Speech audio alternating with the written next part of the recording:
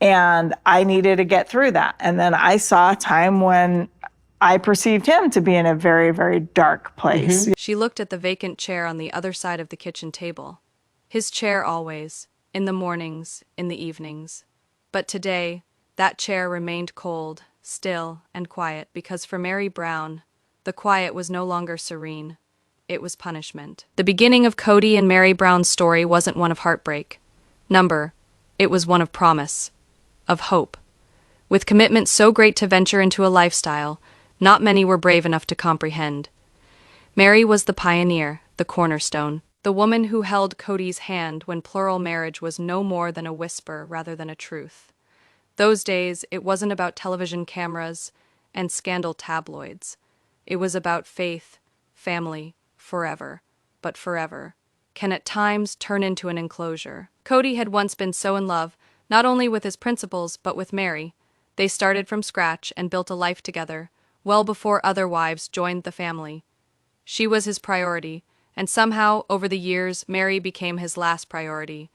Each time another wife joined the fold, Meri bit her tongue and welcomed her in. Christine, Janelle, then Robin. She said yes, because a strong woman said yes. And Meri was strong. But quietly, piece by piece, something started to shatter. When Robin entered the picture, it was different. Everybody noticed. The glint in Kody's eye, the way he laughed harder.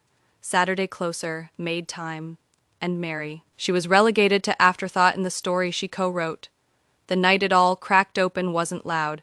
It was quiet, almost cruelly so. Kody stood in the living room, arms folded, voice steady, as he told her he didn't feel married anymore. Meri's world didn't shatter. It simply emptied. He didn't scream. He didn't cry. He didn't even flinch. He just looked at her like she was a memory he had already moved on from. And the worst part, she did not even fight back. Not because she didn't love him, but because somewhere inside she knew. She had lost him a long, long time before that night. She remembered the things that used to mean something.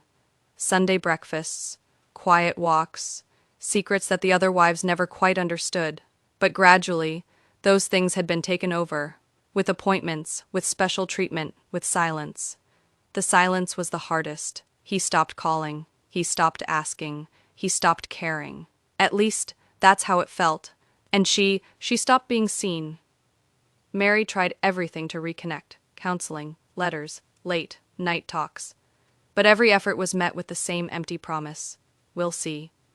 That became his favorite phrase. We'll see, as if her heart was a schedule he might get around to someday. But that someday never arrived. The saddest moment wasn't the parting. It was the day she didn't recognize the man she used to love anymore. He was distant, preoccupied, guarded, and she was tired of trying to convince him she was lovable again. There was once when she would have pleaded with him not to go. Now, she only pleaded with herself to go. But Meri is not only heartache, she is strength. She stood amidst the embers of what used to be, and chose to rise. And Kody, he observed from afar as the woman he used to brush off, discovered herself.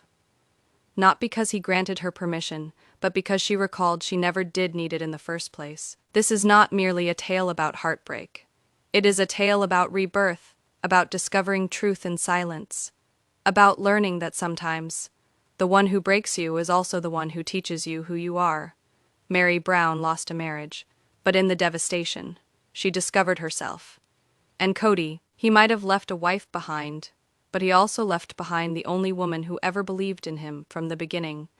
And that is a fact that no new wedding, no new love, no new iteration of himself will ever be able to erase, because in the silence, in the stillness, when the lights fade from the camera, when the din of new soap opera fades, he'll remember not the fight, not the finale, but the woman who loved him when he had nothing.